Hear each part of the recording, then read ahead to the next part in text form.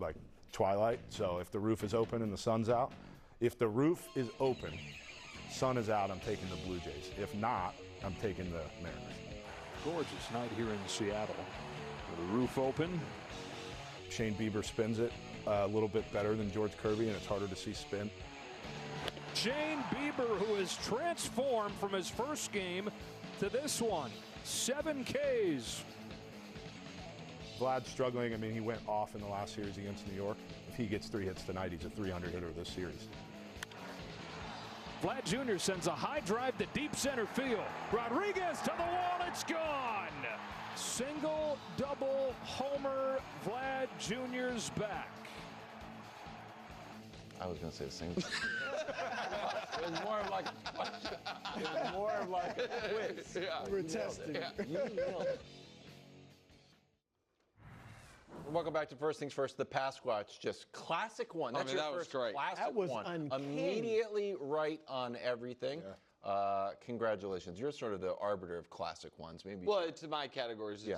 Historically, it applies to my opinions, but I don't like when you say you had a classic one or two or something, but Vinny can have it. I probably should have retired after yesterday. It was pretty good. Real quick, 1,000.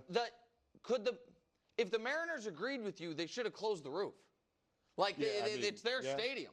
Like I thought, they must not think it has as much of an impact as we saw they did. That was great. So, I mean, Vladdy did get 4 hits. We're going to start there.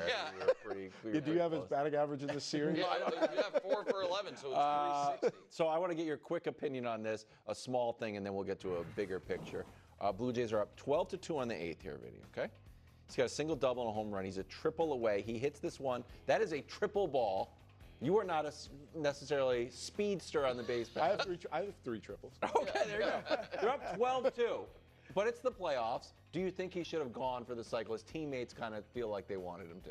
Postseason stats don't matter. So, like when you look at the history, when you look at players' histories, it's kind of hard to find playoff stats sometimes. So, I guess it would have been cool, but I don't think it really matters. Bro, what do you? I think he would have got nailed too if you. It looked like he would not. Would have been fun. That's why I would think, honestly, like a little spark to like, oh, he tried for it. We're having fun. The pressure's off. I think that's something. So you think he should have? Yeah, even if he gets thrown out head first slide. So this is a larger question. Do you think the Blue Jays can take this momentum and win another one? They need Scherzer to go tonight. I think if he throws more than 3 innings, they win. So that's my prediction for tonight. Write it down. I think if Scherzer goes more than 3, the Blue Jays win. It would be listen, I understand. Scherzer's a future Hall of Famer. He's won 3 Cy Youngs. Yeah. He was on a World Series champion a couple years ago. Now he got hurt during that postseason. He obviously has not been good with the Blue Jays. He was mediocre, and then at the end of the year, you guys beat him 20-1, and struggled. Well, the score is 20-1. It was a source of pride a little bit for us. It was the worst start of his career, I think, in terms of length. He didn't get out of the first inning. Yeah. 20-1's rough. Yeah, and that was two start. That was his second most recent start. He started 1 game since. Yeah, so he's had a lot of rest, so he's healthy. Go ahead. Because he was, you could definitely tell he was grinding a little bit. So getting him back and healthy. This is his first one of the postseason, right? Yeah, first one since September 24th. Yeah, so he'll be healthy. He'll be ready to go. But we'll see how they want to. What do you think when they're preparing for the game, they being the Blue Jays, are penciling in? All right, we're going to get X amount of outs out of Max tonight. They're probably, if I had to just guess, they're probably looking at 1 time through the order. Okay. So that's why you're saying 3 innings. That would be my guess, is that they'd like him to get somewhere between 9 to 15 outs. So 15 would be great. I think he's got a 17 ERA in his last 2 outings. But yeah, one of them. How confident do you think do you feel in him going out there and turning back the clock and having a great play? I'm pretty confident in it. The thing is he loves his fastball. He's old school in that regard. When he gets into trouble, he falls to the fastball. It's his pitch. So we'll see if the Mariners are ready. I mean, they'll be ready for it. They know that too. So it'll be interesting. But it's Max freaking Scherzer. It's one of the best pitchers of all time. So if you, like, with your kind of, obviously professional eye, what are you looking for early on in the game, first few hitters, where you will see like, oh, he's got it or he doesn't? it'll be the fastball at the top of the strike zone, a little bit above, and it'll be the slider. What do you mean, top? What, like that he's hitting those spots, Hitting or the it's got spots. speed? If he's on got that control. I think his velocity will be anywhere from 92 to 95 tonight. Seattle's a good place to pitch. Like I'm envisioning him going down and in sliders to Raleigh, and if he's landing them for swings and misses, like just off the strike zone, a little bit below, a little bit in, if he's able to get those swings and misses, he'll have a good night. I want to ask just because when you said that miles per hour, I want to ask a generic question that might apply more to, kind of vintage Max Scherzer than current, but I think it's informative to the audience. Well, you and I were talking yesterday off the air about how so many guys, young guys, come up. Maybe they have short careers, but they can throw 100. Yep. And it seems like it's commonplace these days for guys to be throwing 101, 102. Yeah. When that exists, and some of the best pitchers like Scherzer in his heyday, they're fast. I know he could touch 99, but his fastball sat around 95. How can a guy be an overpowering pitcher the way he was without having overpowering power? Like, what is it that he can do that allows him to compensate for the fact that he's not throwing 102 the way some guys are?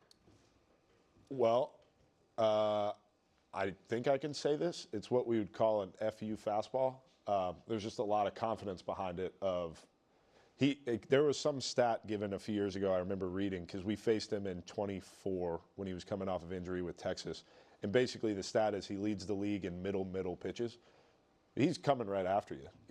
He's not scared to get ahead 0-2. So that's kind of where it's the ability that he has to just be so confident in that fastball that it makes you uncomfortable in the batter's box, because it's an interesting arm slot. The angle's a little different. You can't see it as well as you can from other people, so it's just a little bit uncomfortable in there on him. And there is that piece where you know how great a guy is. You want to make sure that you get him. You don't want him to get you. Just follow up real quick about last night. So I was rooting for the Blue Jays because I won a long series. Like, I don't really have a rooting interest in the series other than I didn't want to sweep. So when I saw the Mariners go up 2-0 in the first inning with the home run that we showed, it's like, well, this is a bummer. Like, they got beat up the first two games in Toronto. Now it's 2-0 on the road. I was shocked that they responded the way they did. Were you surprised? And B, are the Blue Jays now in a position where if they win tonight, they have stolen the series back from Seattle?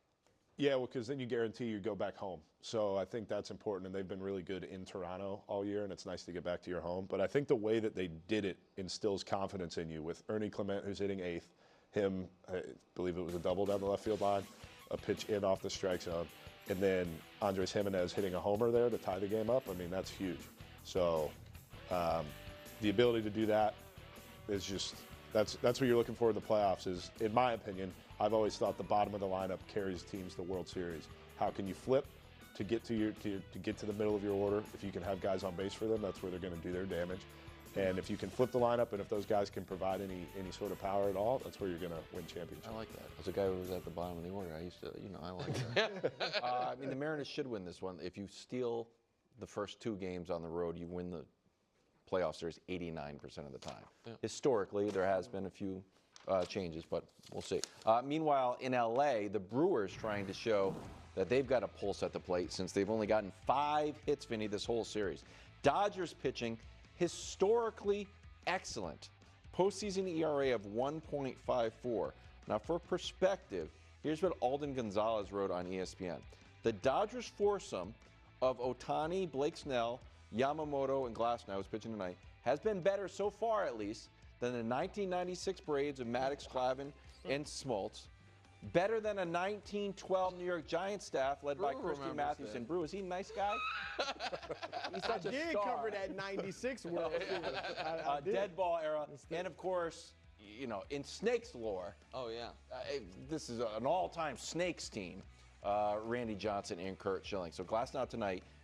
Vinny, do you expect the Dodgers' dominance to continue? It's hard to argue against. I felt like that was just like, oh, I didn't know I'm watching a historic, like an all-time pitching. Yeah, if the Brewers can put pitches on Glassnow tonight, they can be successful. That's where you get him. Is he's throwing his best stuff all the time. He's not necessarily trying to command it. He's just trying to throw it in the strike zone somewhere. They're going to set up middle, and he's got really good stuff. So his control sometimes gets a little out of whack. So if they can get him out within the What does that mean for a hitter when you're saying like he's just got really good stuff and he's not really aiming his pitches? It's just what does that mean for you? If you know that about a pitcher, what does that mean for your approach? It means you got to pick either I want to be way more aggressive or way less aggressive. You can't really be in the middle of, all right, I want to try to have a good at bat off this guy. It's just, all right, I know he's going to be throwing 95 to 99 with a little bit of cut on his fastball. I know he's going to rip his slider, which just means he's going to try to throw it as hard as possible. And if you're lefty, he's going to try to get it in off the plate and break your bat. And if you're righty, he wants you to chase that pitch away. But if you're stubborn enough in the box and you're looking for pitches down the middle and you stay to that plan, you can make him walk you. You're going to strike out, but he's going to strike you out no matter what. And you almost try to get him out of the game. That's the goal. We know that they thought about throwing Ohtani tonight, decided not to. Do you think that's the right decision, or does it even matter? I think it's probably what Ohtani wanted, I'm guessing. And also, if they win tonight, you go up 3-0 and Ohtani has a chance to eliminate some of the hitting woes with a nice pitching performance to win the series tonight. Be good for you guys to talk about. I feel like the Dodgers might just cruise. It's very forgotten that the Brewers had the best record in baseball. Right. This season. But you watch the series and it's just, it's not tough to watch by any means, but it's just like, man, come on, Brewers. Well, They just seem like a super team. Right. I mean, they literally, but. They are a super team but here's financially. The other like piece of it is this. Like, listen, the Dodgers annihilated them in Game 2, and Yamamoto obviously had the complete game. We are also potentially, I forget the guy's name, I apologize, one hitter from not moving out of the way from a pitch to this series being under a totally different light, which is, why did you take out Snell? The Dodgers bullpen, which was the only real concern about the team coming in, potentially costing them Game 2. So this is kind of, I guess, I want to go back all the way to Game 1, then ask you about the bullpen. First one is this. I saw that. I was watching it oddly with a diehard Brewers fan, and we're like, oh, my God, you got to let it hit you. Is that real? Like, is that realistic if someone in the batter's box to be able to process situation like I should let this hit me, or is it just all of your instinct is I should not let this thing hit me? It's tough. I mean, I went to college, and college coaches love getting hit by pitches, so I was basically taught for 3 years to lock my feet. But with, a person who gets hit by a lot of pitches, most people define as ball player. Like, that is what the gritty. Yeah. And Bryce Terang is that. Yep. So him getting out of the way of that pitch sucks, because you could see his body language right after it happened. Like, he knew. Right. He regretted it instantly. I almost feel like he swung at the next pitch because he couldn't remove himself from what had just happened. Oh, that's interesting. Like, he was probably a little panicked of, oh my God, what just happened? Why did I not let that pitch hit me? So it sucks, because it could be 1-1. Brewers could be up 2-0. You never know what could happen. Yeah.